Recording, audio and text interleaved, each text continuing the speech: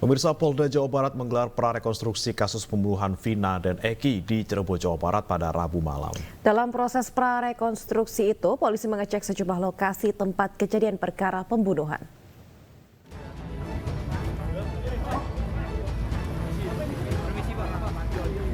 Polda Jabar bersama Polres Cirebon Kota menggelar prarekonstruksi kasus pembunuhan Vina dan Eki di beberapa titik yang dijadikan sebagai tempat kejadian perkara.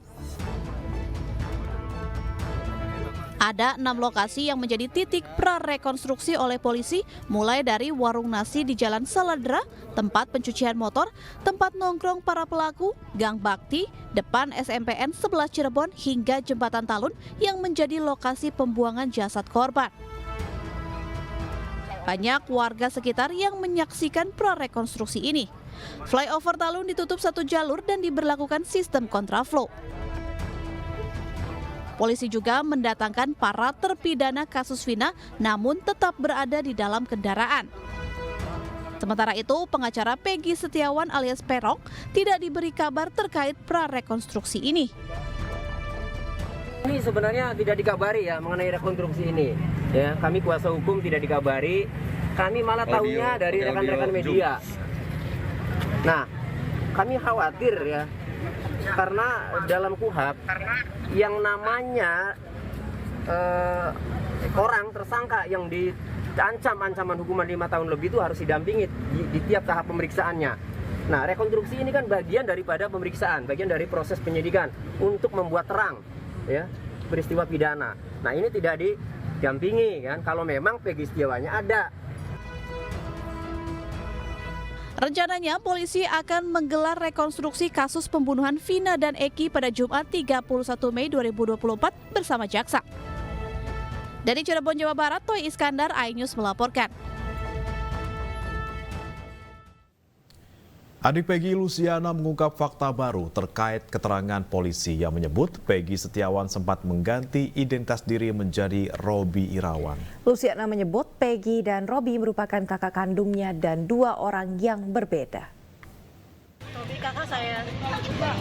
Kalau Peggy? Peggy kakak kandung saya.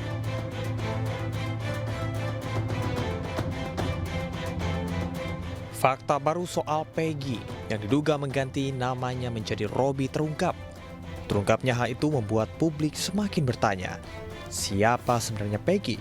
Apakah Peggy benar-benar merupakan salah satu DPO yang selama ini menghilang? Adik Peggy Setiawan, Luciana, menyebut bahwa Peggy dan Robi adalah orang yang berbeda. Menurut Luciana, Peggy dan Robi merupakan kakak kandung pertama dan keduanya. Mbak Luciana? Robi kakak saya. Kalau Peggy? Peggy kakak kandung saya. Urutannya gimana tuh? Yang pertama siapa? Kandung apa bukan? Yang pertama Peggy Setiawan kakak kandung saya, yang kedua Robi Setiawan kakak kandung saya, yang ketiga saya sendiri, yang keempat ada adik saya Ameliana.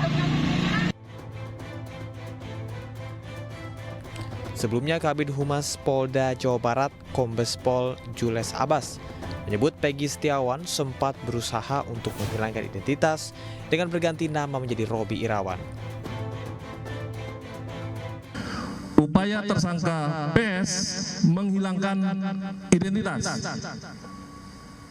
Yang pertama, sekitar bulan September 2016 sampai dengan tahun 2019 menyewa kamar kontrakan di Katapang, Kabupaten Bandung, dan mengaku bernama Robi Irawan.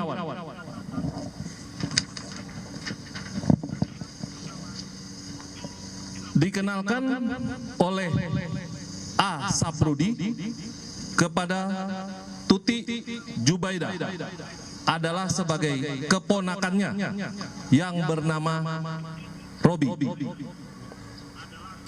Saprudin ini adalah ayah kandung dari PS.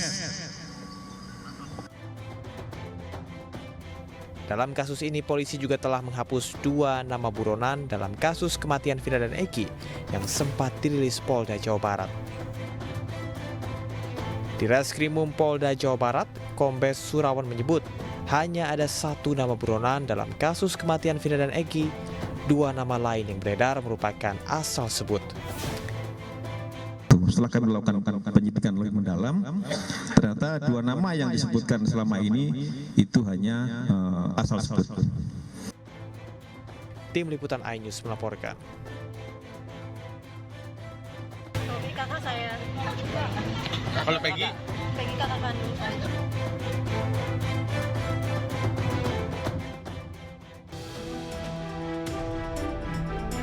Penetapan Peggy Setiawan sebagai dalang kasus pembunuhan Vina menuai pro dan kontra.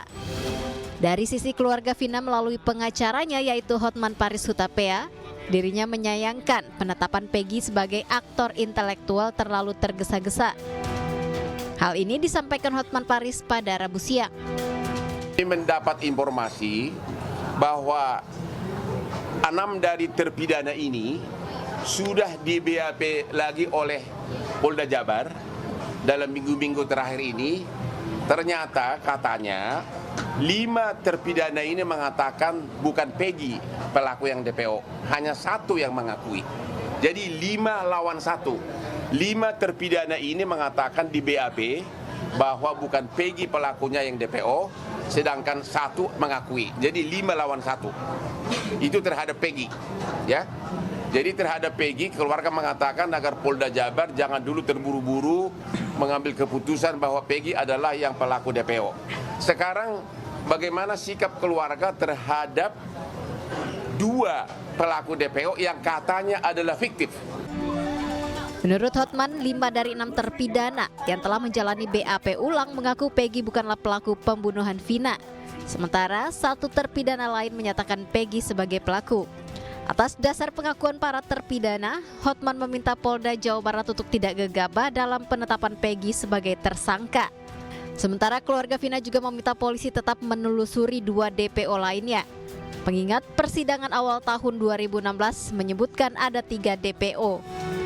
Tim Liputan iNews melaporkan. 3 rekan Peggy Setiawan siap dimintai keterangan di Polda Jawa Barat. Mereka menegaskan bahwa Peggy justru sedang berada di Bandung saat peristiwa pembunuhan Vina dan Eki di Cirebon 27 Agustus 2016 lalu.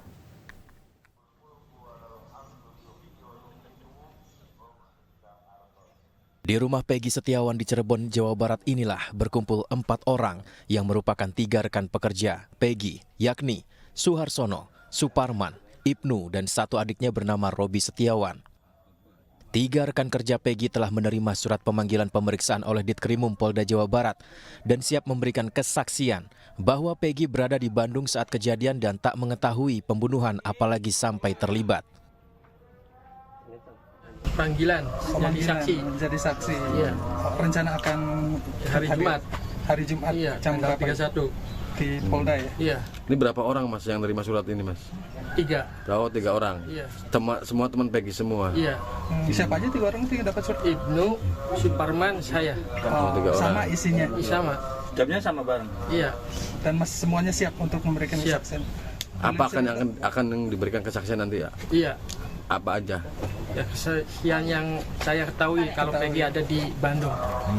Sama 3 orang ini ya? Iya. Saat itu ada berapa orang sih bersama Peggy waktu tanggal 27 malam itu? Di sana ya? Itu ada berapa ya? Saya lupa sih. Yang ikut nganter Mas Bondol ke terminal? 3. Tapi di Bedeng ada lagi? Ada lagi. Siapa aja 3 orang itu Pak? Oh, yang nganter saya? Iya. Itu Robi, Peggy, sama Ibnu. Siap. Artinya yakin Peggy itu tidak ada di Cirebon saat kejadiannya? Yakin. Tidak ada. Menanggapi hal ini, informasi Peggy ada di Bandung saat peristiwa pembunuhan di Cirebon meyakinkan kuasa hukum bahwa Peggy memang tidak terlibat dengan kasus. Tersangka atau terduga pelaku itu tidak terlibat tindak pidana. Dibuktikan dengan mengetahui pada saat kejadian, ya, saksi mengetahui bahwa yang bersangkutan itu berada di luar TKP, tidak berada di TKP, ada di daerah lain, ada di lokasi lain. Artinya di Bandung ya? Iya, artinya kan kejadian ini di Cirebon, ya. Saksi-saksi ini mengetahui bahwa Peggy Setiawan ini berada di Bandung. Dengan pemanggilan Polda ini, Suharsono, Ibnu, dan Suparman tengah mempersiapkan berbagai informasi kesaksian untuk melengkapi pemeriksaan di Polda atau Polres Cirebon Kota. Dari Cirebon, Jawa Barat, Toy Iskandar, iNews melaporkan. Pemirsa, fenomena kesurupan teman almarhumah Vina, Marlinda Putri atau Linda, menjadi pembuka kasus tewasnya Vina dan Eki. Linda kesurupan arwah Vina meski saat itu Linda berjauhan dengan Vina.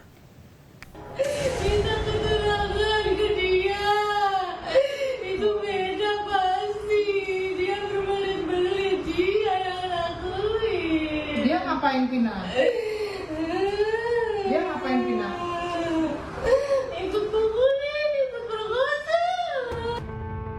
Kesurupan Linda menjadi salah satu petunjuk keluarga almarhumah Vina untuk melaporkan awal kasus ini.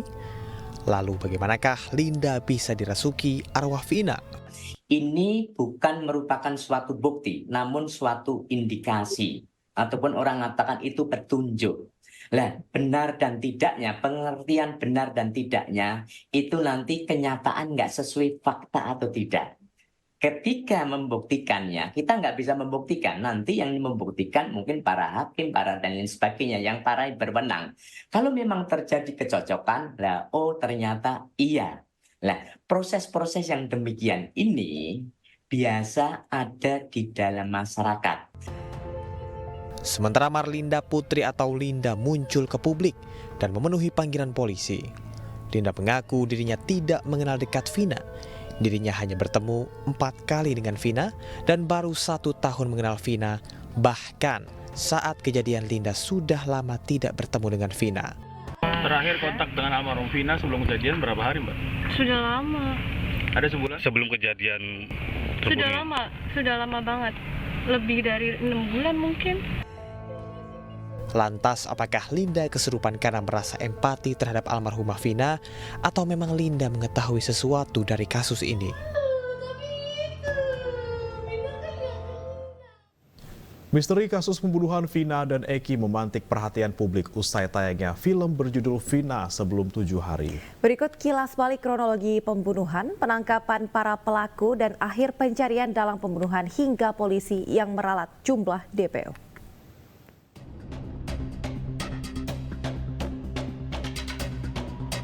Sabtu malam 27 Agustus 2016, Vina dan kekasihnya Rizky alias Eki, serta beberapa rekannya dihampiri sekelompok geng motor. Naas, Vina dan Eki terjatuh, sementara rekan-rekannya berhasil menyelamatkan diri. Keduanya lalu dianiaya hingga tewas. Bahkan Vina diperkosa secara bergiliran sebelum dibunuh. Jasad kedua korban lalu dibuang ke bawah flyover dan dibuat seolah-olah sebagai korban kecelakaan lalu lintas. Keluarga Vina menemukan kejanggalan pada luka di sekujur tubuh gadis berusia 16 tahun itu. Polisi kemudian melanjutkan penyelidikan hingga diketahui Vina dan Eki meninggal dunia akibat kebrutalan geng motor. Polisi menyebut ada 11 pelaku yang terlibat. 8 pelaku berhasil ditangkap. 7 diantaranya dijatuhi hukuman penjara seumur hidup. Sementara 1 pelaku yang masih di bawah umur divonis 8 tahun penjara. Namun 3 pelaku lainnya masih buron hingga bertahun-tahun kemudian. 3 pelaku yang masuk dalam daftar pencarian orang di kepolisian adalah Andi, Dani, dan Peggy alias Perong yang disebut-sebut sebagai dalang pembunuhan Vina dan Eki. 8 Mei 2024, film berjudul Vina Sebelum 7 Hari, karya sutradara Anggi Umbara dirilis. Siapa sangka, film horor yang berkisah tentang pembunuhan sadis oleh geng motor terhadap sejoli di Cirebon, Jawa Barat ini menjadi viral. Publik kembali bertanya-tanya atas teka-teki kasus yang dianggap belum selesai ini. Terlebih 3 pelaku disebut masih buron. Polisi didesak untuk segera mengungkap tabir misteri kasus penganiayaan, pemerkosaan, dan pembunuhan Vina dan Eki. 8 tahun berlalu, usai kasus ini kembali viral. Peggy alias Perong yang berprofesi sebagai pekerja bangunan diringkus polisi di Bandung, Jawa Barat. Pasca penangkapan Peggy, polisi meralat jumlah DPO kasus Vina. Yang sebelumnya polisi menyebut ada 3 pelaku yang buron. Kini polisi menegaskan DPO kasus Vina hanya 1 orang, yaitu Peggy. Polisi menekankan tak ada lagi pelaku lain selain Peggy. Sementara itu, Peggy mengaku dirinya difitnah dan berkata dirinya tak pernah terlibat dalam kasus pembunuhan sadis Vina dan Eki. Pasca penangkapan salah satu tersangka kasus pembunuhan Vina dan Eki, Peggy alias Perong ternyata sempat menyewa kontrakan di Kampung Cilampeni, Kabupaten Bandung. Pemilik kontrakan kaget karena Peggy dikenal sebagai pemuda yang baik. Udah diisi sekarang ya? Lagi sekarang. Udah diisi lagi. Tadi awalnya kosong nih, Pak ya? Iya, iya. Dia di sini berapa hari nih, Pak? Cuma 2 hari. Cuma ada 2 hari juga. Iya. Kontrakan Peggy alias Perong di Kampung Cilampeni, Kecamatan Katapang, Kabupaten Bandung, Jawa Barat sempat digeledah anggota reserse Polda Jabar. Penggeledahan yang dilakukan secara mendadak membuat Ise Iskandar, pemilik kontrakan, kaget dan tidak percaya dengan kejadian tersebut karena Peggy dikenal sebagai orang baik dan jarang keluar rumah.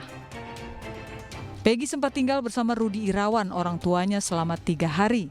Namun karena alasan ibu tirinya yang tidak ingin bersama, akhirnya Peggy memilih mengontrak di belakang kontrakan orang tuanya. Pasca penggeledahan, Ise Iskandar mengaku merasa risih karena warga menyebut dirinya ditangkap karena kasus narkoba. Dengan kejadian ini saya sebagai yang punya kontrakan merasa risih lah gitu, kedatangan wartawan apa gitu. Sampai-sampai pas pertama datang Polda penggeledahan itu yang diisuin saya ketangkep kena narkoba. Terus cuma saya ketawa aja gitu lah. Itu yang diisuin siapa itu? Ya orang-orang di sekitar, soalnya kan Poldanya nanya-nanya di sana dulu gitu. Oh, nanya dulu terus gitu. Sampai jalan kaki ke sini gitu. Seperti diketahui, sejumlah barang milik Peggy berupa helm, pakaian, sepatu, dan kosmetik telah diperiksa oleh pihak kepolisian. Sedikitnya ada 10 petugas kepolisian menggeledah kamar Peggy yang berada di deretan paling belakang.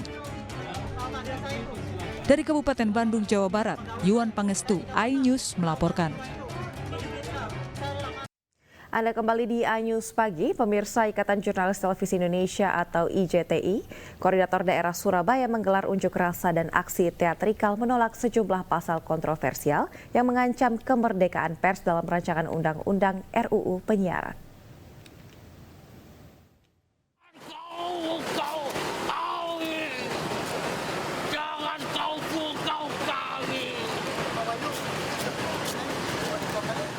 Ikatan Jurnalis Televisi Indonesia atau IJTI, Koordinator Daerah Surabaya menggelar aksi unjuk rasa menyikapi sejumlah pasal kontroversial dalam rancangan Undang-Undang atau RUU Penyiaran yang dinilai mengancam kemerdekaan pers.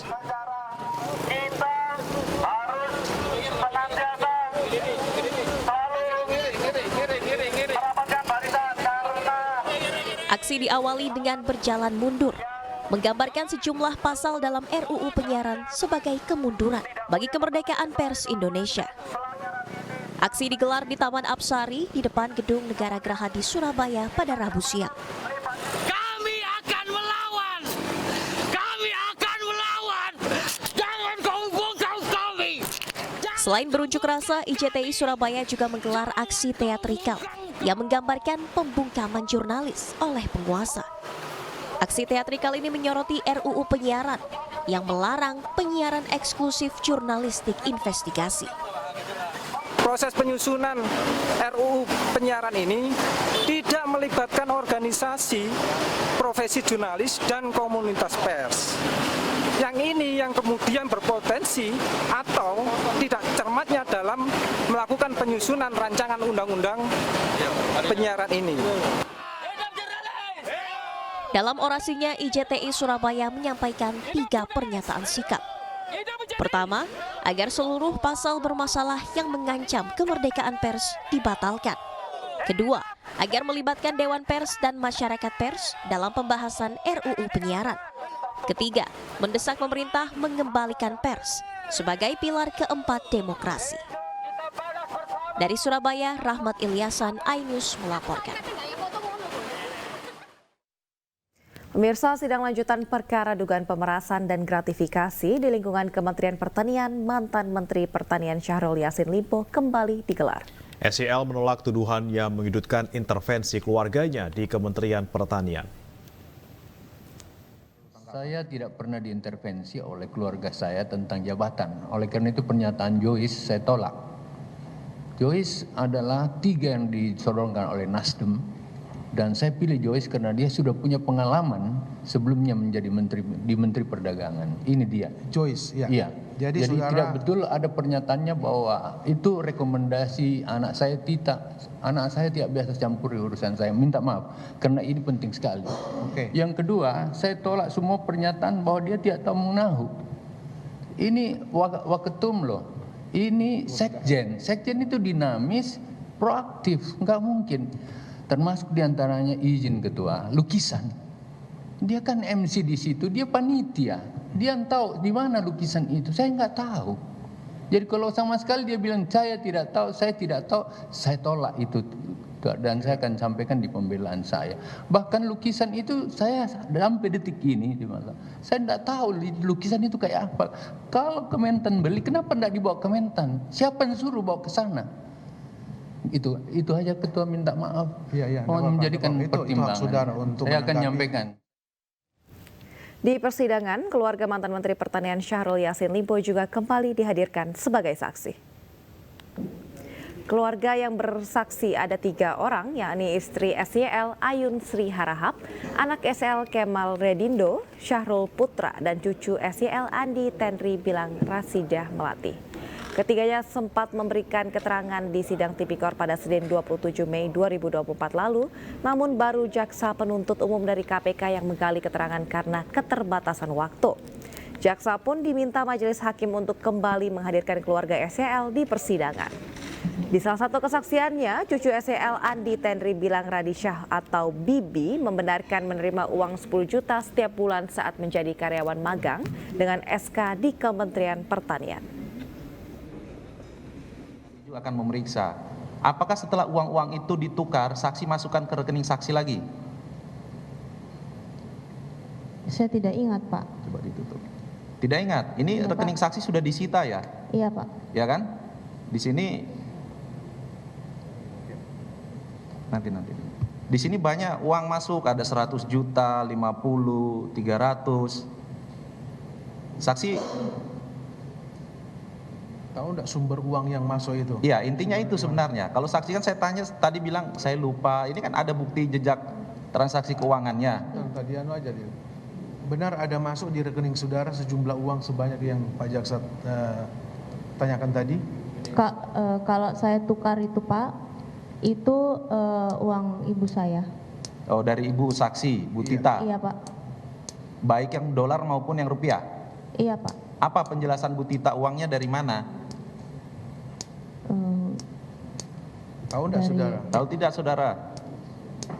Saya tidak tahu, Pak, tapi kan ibu saya bekerja jadi komisaris.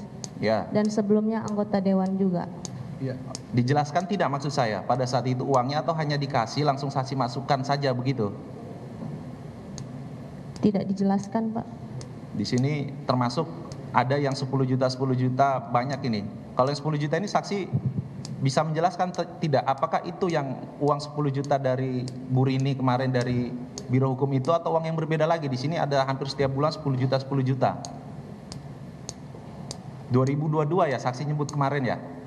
Sejak 2022 atau 2021? Jadi magang versi saksi ya. Kalau saksi lain menyebut tenaga ahli. Tidak apa-apa kalau saksi menerangkan bahwa pengertian saksi magang tapi ada SK-nya kan begitu? Iya, Pak. Itu sejak tahun berapa? Mungkin 2021 ya. 21 ya. Kami cocokkan nih dengan bukti rekening dari 2021 sampai 2023, 2022 yang sudah saya cek itu banyak masuk 10 juta ini. Nanti kami lampirkan juga di tuntutan. Apakah itu uang berbeda atau memang itu uang yang saksi sebagai magang itu? Setahu saya sebagai magang itu, Pak. Itu 10 juta itu? Iya, Pak. Kejagung RI akan membawa kasus korupsi komoditas timah wilayah izin usaha pertambangan PT Timah Tbk ke persidangan. Para terdakwa akan didakwa kerugian negara dengan jumlah mencapai 300 triliun rupiah. Hal ini diungkapkan langsung oleh Jaksa Agung Muda Pidana Khusus atau Jampitsus Febri Ardiansyah di Gedung Kejaksaan Agung RI Rabu siang. Febri menyatakan kasus komoditas timah wilayah EYUP PT Timah Tbk tahun 2015 hingga 2022 mencapai 300 triliun rupiah. Jumlah tersebut diklasifikasikan sebagai kategori kerugian negara sehingga jaksa akan mendakwa para tersangka dengan kerugian negara. Sebelumnya Kejagung telah menetapkan 21 tersangka dalam kasus ini, termasuk Harvey Muiz, suami Sandra Dewi, dan Crazy Rich Helena Lim. Angka yang tadi disebut sebesar 300, sekian triliun ini masuk dalam kualifikasi kerugian negara. Jaksa akan maju ke persidangan, dalam dakwaannya tidak memasukkan kualifikasi perekonomian negara. Jadi sekali lagi nih ya, ini penting. Jaksa tidak akan memasukkan jumlah atau nilai yang masuk dalam kategori kerugian perekonomian negara. 300, sekian triliun akan didakwa sebagai kerugian negara. Jaksa Agung Muda Pidana Khusus atau Jampitsus Kejagung RI Febri Ardiansyah membenarkan informasi pengintaian oleh anggota Densus 88 terhadap dirinya. Hal ini juga diperkuat oleh pernyataan Kapus Penkum Kejagung yang mengungkap jika anggota Densus saat ini tengah diperiksa Polri. Kejaksaan Agung menyatakan isu penguntitan oleh anggota Densus 88 terhadap Jampitsus Febri Ardiansyah benar terjadi. Pernyataan itu disampaikan oleh Kapus Penkum Kejagung RI Ketut Sumedana saat menggelar konferensi pers Rabu siang. Menurut Ketut, anggota Densus 88 yang kedapatan menguntit Jampitsus telah diserahkan ke Polri untuk pemeriksaan lebih lanjut. Yang tersinai tadi istilah kuntit menguntit atau intip mengintip ya. Ini sudah diambil alih oleh Jaksa Agung. Ya, karena ini juga sudah menjadi urusan kelembagaan. Sehingga bahwa memang benar ada isu, bukan isu lagi, fakta penguntitan di lapangan. Ya, setelah dilakukan pemeriksaan terhadap yang menguntit, ya, ternyata di dalam HP yang bersangkutan itu diketemukan profiling daripada Pak Jampitsus. Kemudian dilakukan satu pemeriksaan lebih lanjut, ya, dibawa ke kantor Kejaksaan Agung. Ya, ternyata yang bersangkutan adalah anggota Polri, sehingga pada saat itu juga ya, kita serahkan kepada Paminal Polri. Jadi sudah nggak ada lagi di sini.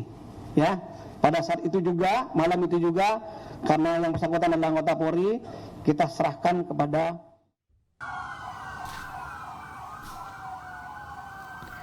Sebelumnya beredar video amatir iring-iringan kendaraan taktis dan sepeda motor di depan gerbang kantor Kejaksaan Agung RI. Lampu rotator dan suara sirine kendaraan taktis milik Densus 88 dinyalakan seperti sedang menggelar suatu operasi.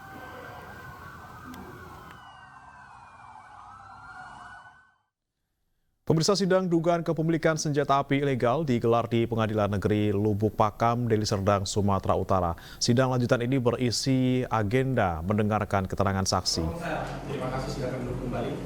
Jaksa Penuntut Umum Kejaksaan Negeri Deli Serdang menghadirkan 6 orang saksi dari anggota BRIMOB, saksi ahli, dan masyarakat. Dalam sidang yang dipimpin Hakim Ketua Simon C.P. Sitorus meminta saksi dari personil BRIMOB menyebut melihat terdakwa melemparkan sesuatu yang dianggap senjata api milik terdakwa. 4 saksi sebelumnya menyebut Bribda Diki melihat langsung terdakwa Edi Suranta Guru Singa yang diduga senjata api.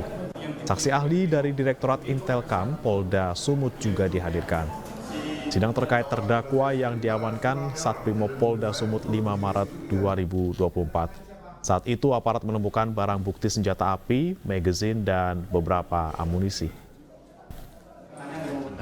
Ya, tadi memang dihadirkan oleh jaksa saksi ahli, tapi menurut kami itu bukan ahli. Kalau menurut kami itulah saksi, karena dia hanya sebagai petugas registrasi yang mengetahui bahwa SNP itu terregister atau tidak, begitu. Apakah senjata itu memiliki izin atau tidak. Sementara dalam perkara pidana ini, dalam perkara SNP yang seharusnya dia buktikan adalah uji balistik, sidik jari, ternyata tidak dilakukan. Senjatanya juga tidak dites apakah itu senjata rusak. Pemirsa, Menteri Pariwisata dan Ekonomi Kreatif atau Menparekraf Sandiaga Salahuddin Uno mendorong pariwisata hijau sangat sekaligus mempercepat finalisasi pembukaan 3 penerbangan luar negeri saat kunjungan kerjanya di daerah pariwisata super prioritas yaitu Labuan Bajo, Kabupaten Manggarai Barat, Nusa Tenggara Timur.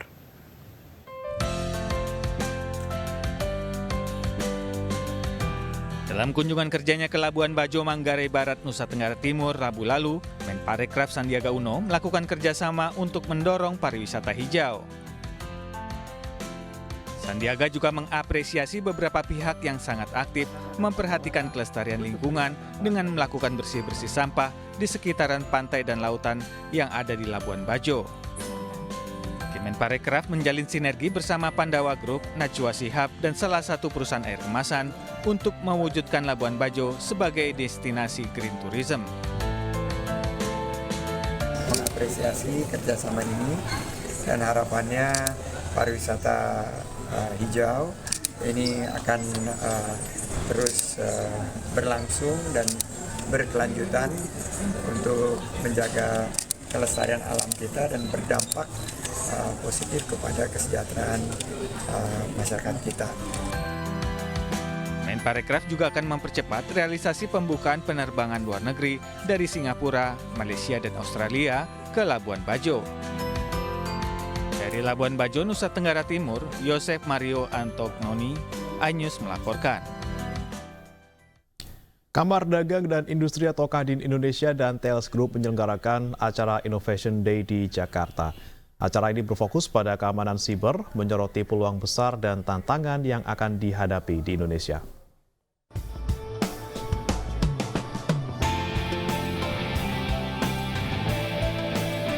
Kamar Dagang dan Industri Kadin Indonesia dan Thales Group menyelenggarakan acara Innovation Day di Hotel Fairmont, Jakarta untuk menyoroti peluang besar dan tantangan yang akan dihadapi digitalisasi di Indonesia.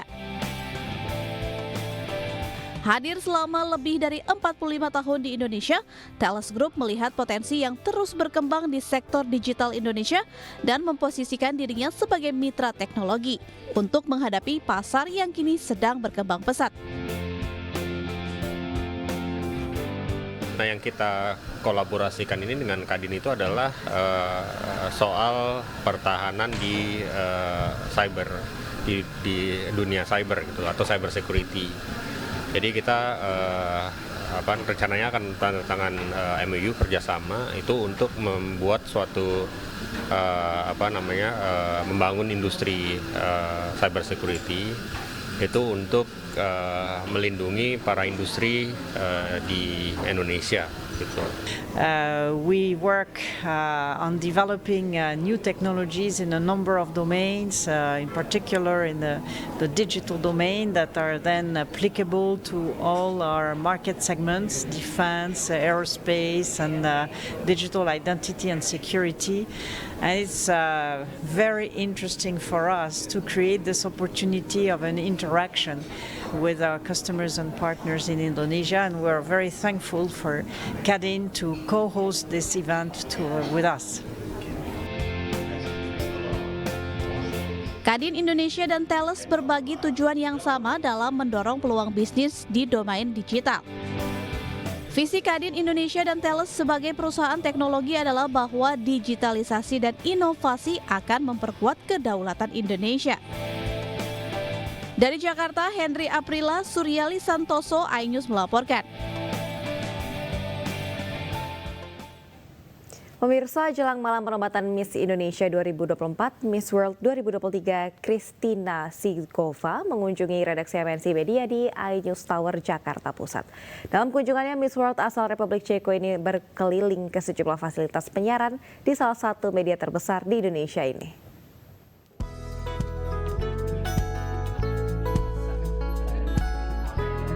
Kedatangan Miss World 2023 Kristina Piskova ke MNC Media di gedung iNews Tower Jakarta disambut antusias para pimpinan redaksi MNC Media dan CEO PT MNC Tbk Nur Singh. Dalam kunjungannya, Kristina Piskova berkesempatan mendengarkan pemaparan terkait profil MNC Group sebagai salah satu media terbesar di Asia Tenggara. Miss World ke-71 ini juga berkeliling ke sejumlah fasilitas MNC Media, diantaranya studio televisi dan radio, hingga Jakarta Concert Hall iNews Tower. It's such an honor and such a pleasure to be here. I love to see how everyone is in here, how it's working in here, and it's definitely one thing I will remember from Jakarta. Christina Piskova akan menjadi bintang tamu spesial dalam malam penobatan Miss Indonesia 2024 yang digelar di studio RCTI Plus. Dari Jakarta, Esra Ambarita, Fakih Satrio, iNews melaporkan. Pemirsa, dukung kreativitas anak muda Aceh unggul hebat menggelar acara Beauty Fest bertajuk Be Beauty, Be Inspires. Boleh mungkin kita berdiri sebentar. Wah, Kak Dara. Kegiatan ini sebagai wadah kreatif bagi anak muda Aceh untuk memahami dunia fashion dan tata rias lebih mendalam. Sejumlah influencer berbagi pandangan dan tips bagaimana tampil stylish dan menawan di bidang fashion muslim. Amanah Beauty Fest menjadi sarana edukasi di mana para peserta dapat menyerap ilmu langsung dari para ahli. Melalui sesi interaktif dan workshop, diharapkan peserta dapat memperluas pengetahuan dan keterampilan di bidang fashion dan tata rias, serta mendapatkan inspirasi untuk berekspresi lebih kreatif dalam kehidupan sehari-hari. Ada di sosial media, ya.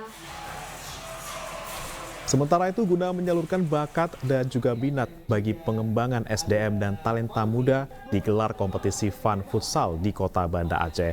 Para talenta muda Aceh dari berbagai kalangan turut ambil bagian dalam kegiatan olahraga ini.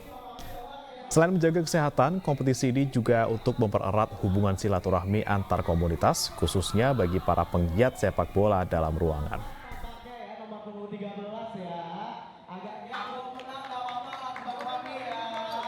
لبيك اللهم لبيك لبيك لا شريك لك لبيك إن الحمد والنعمة لك والملك لا شريك لك.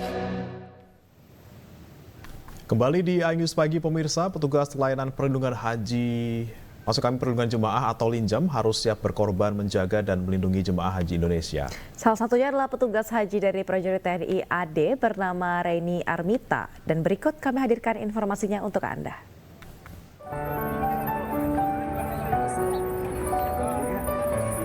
Muda, ramah, cekatan, dan bertekad baja. Inilah yang ingin ditonjolkan dari sosok wanita bernama Raini Armita. Raini merupakan anggota dari Korps Wanita Angkatan Darat berpangkat Serka. Tahun ini Raini mendapatkan kesempatan menjadi petugas haji 2024. Dirinya pun siap berkorban jiwa dan raga demi melindungi jemaah haji Indonesia. Baik, waktu itu ada belum lama ada jemaah laki-laki udah lansia itu, saya scan barcode di situ keterangannya hotelnya Hotel Marjan Internasional. Izin ini ada jemaah Bapak yang tinggal di Hotel Marjan Internasional. Oh bukan Mbak, di hotelnya Hotel Andalus. Waktu itu kala itu tengah malam jam 12 sampai jam 3 pagi saya untuk menangani jamaah tersebut gitu Pak. Raini bersama 13 petugas lainnya bertugas di Masjid Nabawi. Masjid yang memiliki area seluas 400.000 meter persegi ini mengharuskan petugas cekatan dan tak mengenal lelah untuk berkeliling dan bersiaga membantu jemaah haji Indonesia yang kesulitan. Dari Madinah, Arab Saudi, Suhud Nur Fadli, iNews, anggota Media Center Haji 2024 melaporkan. Banyak umat muslim dari seluruh belahan dunia yang ingin menimba ilmu di Madinah.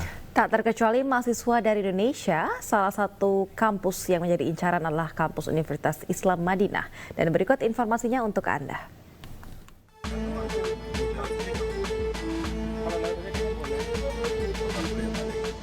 Berjarak 5 km dari Masjid Nabawi, sejumlah pria berlalu lalang di antara deretan gedung-gedung fakultas di kampus Universitas Islam Madinah.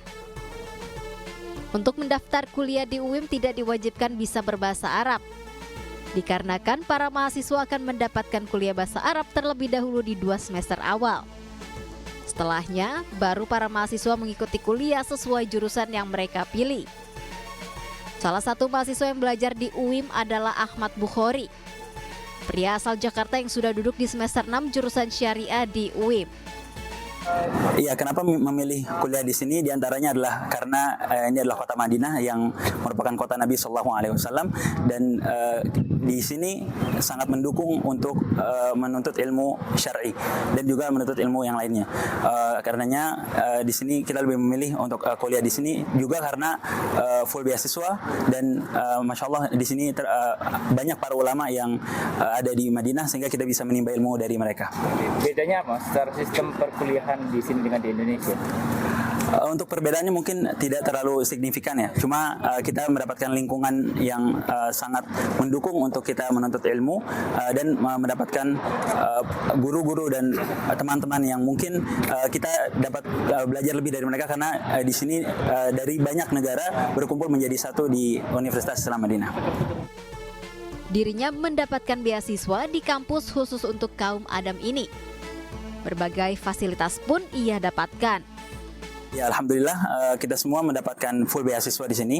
Di antara fasilitas yang didapat adalah asrama, kemudian subsidi makan, kemudian untuk uang ganti buku, kemudian kita mendapatkan tiket untuk kembali ke Indonesia untuk tiap tahunnya di setiap musim panas. Kampus ini berdiri sejak 1961 atau sudah ada 63 tahun. Kampus ini memiliki 17.873 mahasiswa dari 170 negara. Sementara untuk mahasiswa Indonesia mencapai 1.600 orang.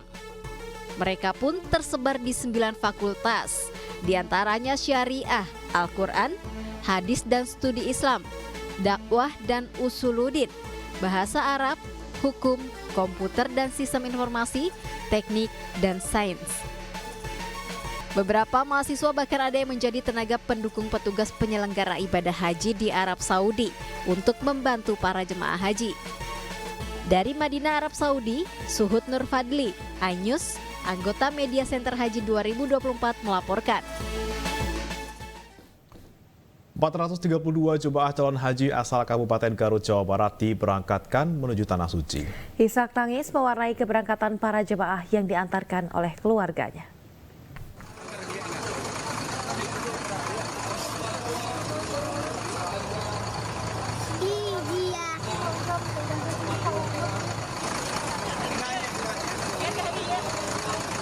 Beginilah suasana haru sejumlah calon jemaah haji dan keluarga pengantar yang saling berpelukan dan tak kuasa menahan tangis karena harus berpisah guna melaksanakan ibadah haji.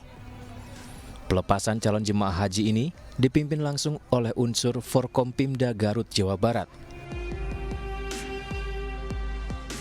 Kementerian Agama Kabupaten Garut hari ini memberangkatkan calon jemaah haji kloter 39 Jawa Barat sebanyak 432 orang dan 8 orang petugas pendamping.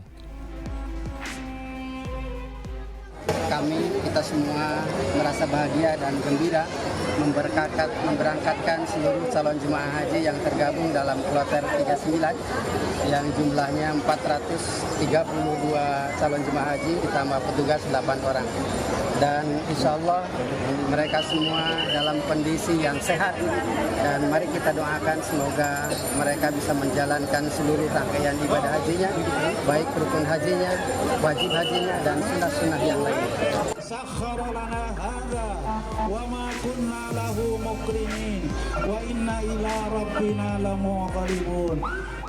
Kementerian Agama mencatat calon jemaah haji asal Garut yang diberangkatkan tahun ini sebanyak 2.003 orang dan dibagi ke dalam 5 kelompok terbang.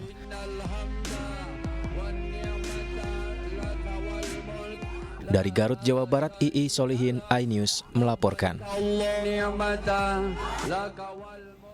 Pemirsa, kota Madinah dikenal kaya akan situs sejarah peradaban Islam. Salah satunya Masjid Qiblatain yang menjadi saksi sejarah perpindahan kiblat umat Islam dari Baitul Maqdis di Palestina ke Ka'bah di Masjidil Haram, Makkah.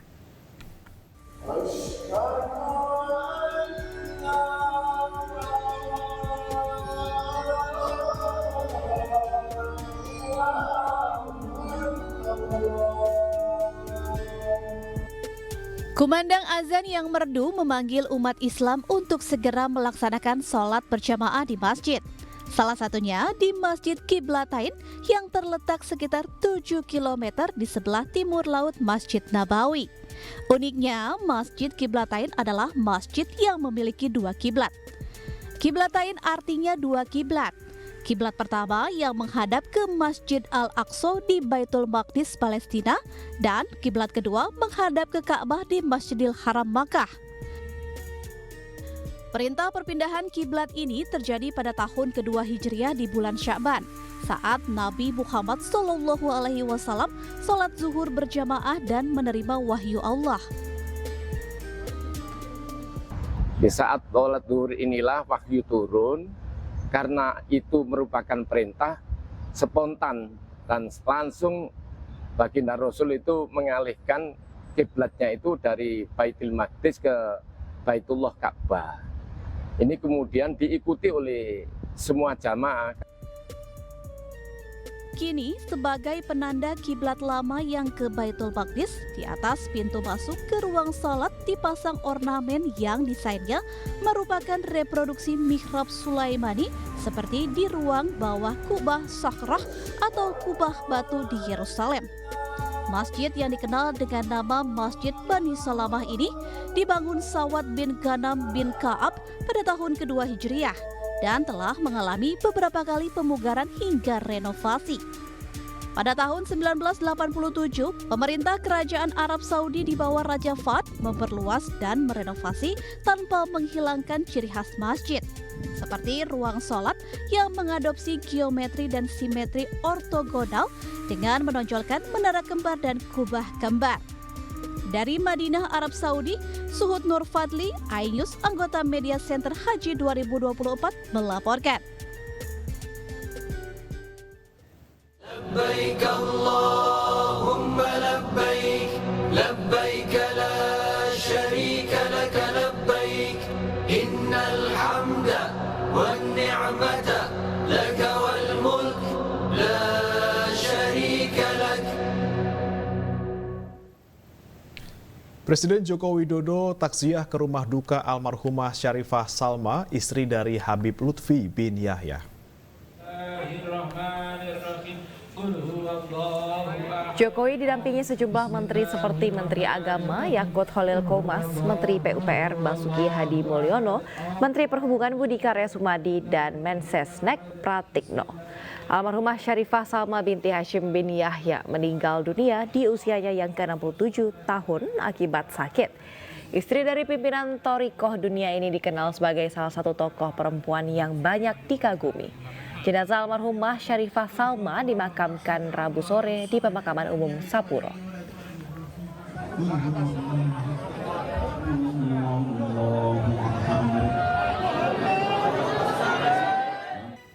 Satu gambar yang menunjukkan rasa keprihatinan atas genosida di Rafah, Palestina telah dibagikan hingga 37 juta kali dalam waktu kurang dari 48 jam. Sebuah gambar yang menyerukan warga dunia atas genosida di Gaza telah dibagikan lebih dari 37 juta kali di media sosial dalam waktu kurang dari 48 jam dan masih terus dibagikan warganet dalam bentuk tagar maupun gambar. Gambar tersebut menjadi perhatian dunia pasca serangan udara Israel yang brutal dan mematikan pada hari Minggu lalu. Gambar yang terdiri dari tenda-tenda di kamp pengungsi disusun hingga membentuk tulisan All Eyes on Rafah yang artinya semua mata tertuju ke Rafah.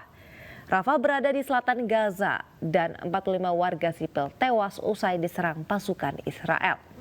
Prihatin dengan aksi genosida oleh Israel, gambar tersebut dibagikan di media sosial para atlet, selebritas termasuk bintang Bridgerton Nicola Cougan dan penyanyi penulis lagu Kelani.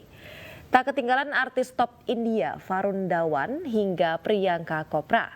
Dengan alasan memburu kelompok Hamas, serangan Israel ke jalur Gaza telah terjadi sejak Oktober tahun lalu.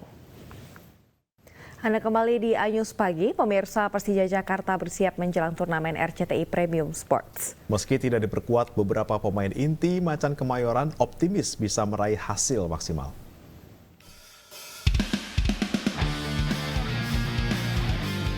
Persija Jakarta berlatih di lapangan latihan Jakarta International Stadium pada Rabu sore jelang turnamen RCTI Premium Sports. Macan Kemayoran mematangkan strategi untuk menghadapi PSIS Semarang yang akan menjadi lawan mereka. Persiapan Persija sendiri berjalan lancar. Mereka akan mencoba mematangkan chemistry antar pemain akademi dan senior. Turnamen ini juga akan dimanfaatkan Macan Kemayoran sebagai ajang unjuk gigi para pemain muda untuk bisa menampilkan performa terbaiknya. Ya, alhamdulillah berjalan lancar dengan pemain kombinasi antara pemain akademi dan senior. Dalam waktu mepet juga kita maksimalkan waktu yang ada dan alhamdulillah semuanya berjalan lancar. Dalam persiapan ini kita banyak mencoba untuk menyamakan chemistry, membuat kompak, menyatukan pemahaman bagaimana kita menyerang, bagaimana bertahan. Turnamen ini tentunya menjadi ajang bagi pemain-pemain muda di Persija. Siapa tahu ada yang dipanggil untuk ke tim seniornya gitu. Jadi saya ingin memberikan yang terbaik di turnamen nanti. Meskipun pada turnamen ini beberapa personil inti tidak ikut, Persija tidak khawatir dan akan menampilkan permainan terbaik serta mencoba meraih gelar juara. Dari Jakarta, tim liputan iNews melaporkan. Pemirsa, Timnas Indonesia kembali menggelar pemusatan latihan menjelang grup F putaran kedua kualifikasi Piala Dunia 2026 zona Asia. Dari 22 pemain yang dipanggil, hanya 18 pemain yang baru bergabung dan ikut berlatih.